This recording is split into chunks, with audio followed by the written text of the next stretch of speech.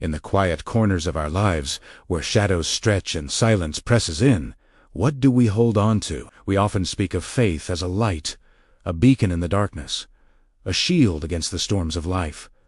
But what if that very faith becomes a weight? What if the light it offers only serves to highlight the depth of the shadows surrounding us? Today, we're not just telling a story. We're exploring an experience. We're stepping into a world where belief is not a comfort, but a crucible. A world where every prayer feels like a risk, and every act of devotion demands a piece of your soul.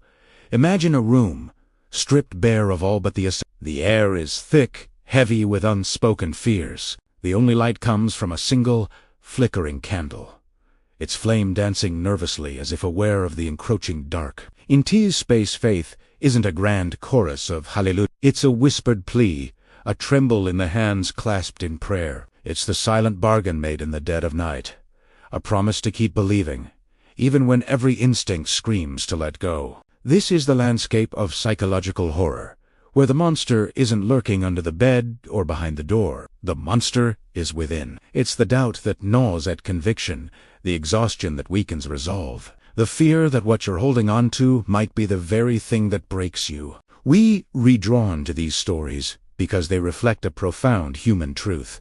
The greatest battles are fought not on a physical plane, but in the vast, often terrifying, expanse of our own minds.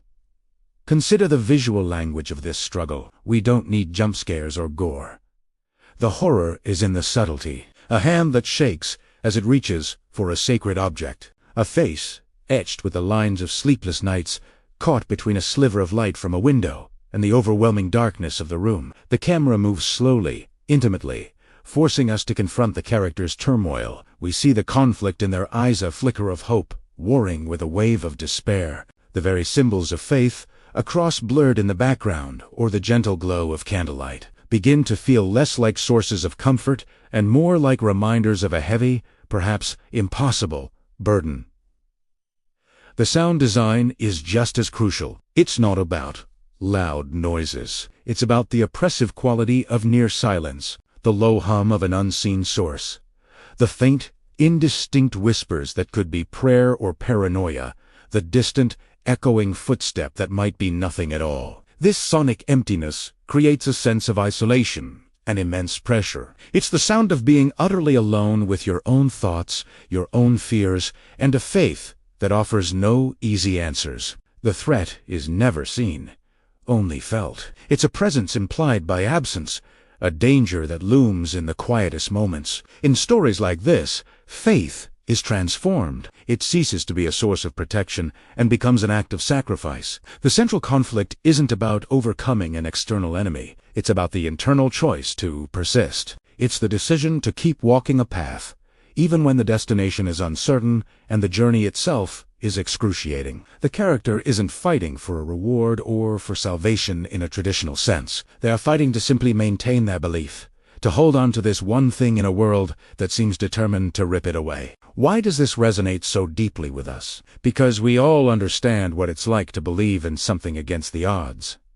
It might not be a religious faith. It could be faith in a person, in an ideal, in a better future, or even in ourselves. We all know the feeling of pouring our heart and soul into something, only to be met with silence, with hardship, with doubt. We've all faced moments where continuing to hope felt like the most dangerous choice we could make. The climax of such a narrative is not a physical confrontation, but an emotional one. It's the moment of decision. The character, pushed to their absolute limit, must choose. Do they surrender to the darkness, let the candle burn out, and accept the crushing weight of despair? Or do they make the conscious, painful choice to keep believing, to guard that tiny flame?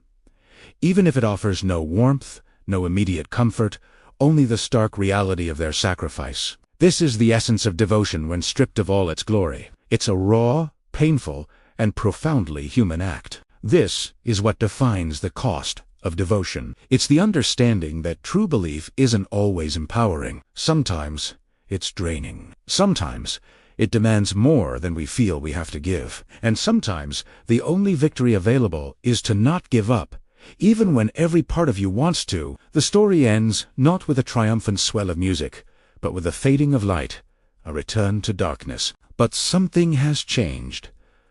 The choice has been made. The sacrifice has been accepted. The silence that follows is different. It's no longer just an absence of sound, but the quiet aftermath of a soul-defining struggle. Exploring these themes allows us to ask ourselves difficult questions. What are the things we are willing to sacrifice for? What are the beliefs we would cling to, even in the face of absolute despair? These stories are meant to provide answers, but to hold a mirror up to our own capacity for hope, resilience, and sacrifice. They remind us that sometimes the most heroic act is to simply endure, to keep the faith, whatever that faith may be, for one more day. Thank you for joining me on this deep dive into the psychology of faith and fear. If these ideas resonate with you, I'd love to hear your thoughts in the comments below. What stories, films, or personal experiences come to mind when you think about the cost of devotion? Do you forget to like this video and subscribe for more explorations into the powerful narratives that shape our world? We'll see you in the next one.